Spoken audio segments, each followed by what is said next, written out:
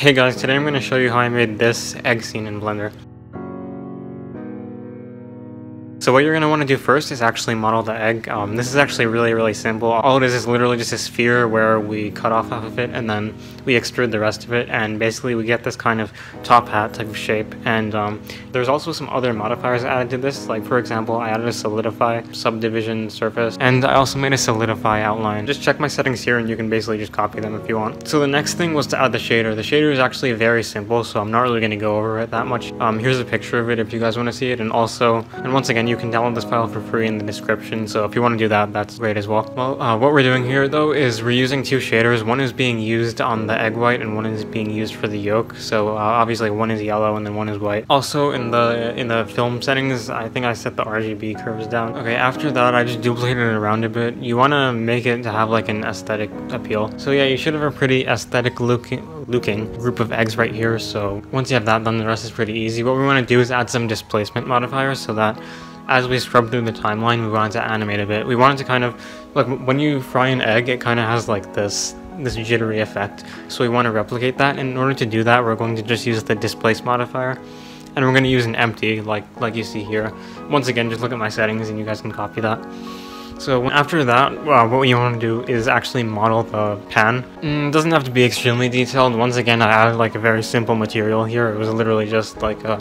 It was literally just like a basic toon shader where it was gray colored, so there's nothing really to explain there. Next is the fire. This part is pretty cool. It's also pretty simple, which is good. So all you have to do is you have to take a sphere, you extrude like every other vertex on the top of it, because we want to get this sort of like fiery looking shape. We want it to be kind of like a bunch of these upside down V's that go around, because when we displace it, it's going to make it look a lot better. And then you add a displacement modifier to it, so when you drag the displacement modifier, or sorry, when you drag the empty, it just displaces it a bit and it gives this sort of watery, or this fiery look. And then we duplicate that, and what we do is for the second one, we're going to use a bit of transparency here. The first one we used orange emission, but this one we're going to make it a bit more transparent. And then what I did in the end actually was I just made the bottom one yellow and the top one like reddish, so it had this cool like transition effect of it. The next part is a little bit more complex. I mean, it's not really that complex though.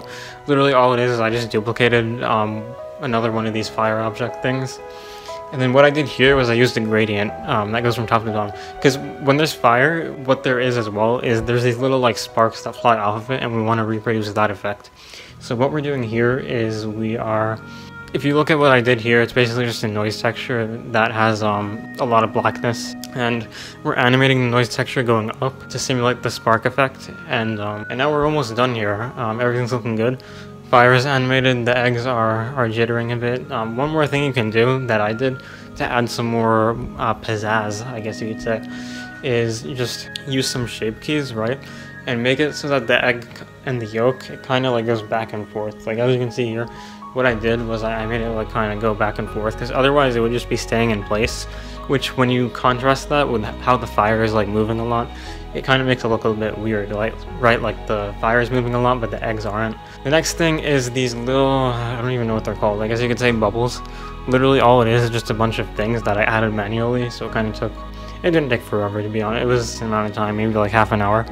So what you do is you duplicate a bunch of these little spheres, and you just vertex parent them to the edges like this. And then basically after you're done with that, you add a shader to it where basically it's going to be black or white based on the location of it. So every time it moves, it's kind of like changing and flickering between black and white, and that gives it this like bubbly effect that you see when you fry things. And so yeah, you're basically done after that. You just render this out.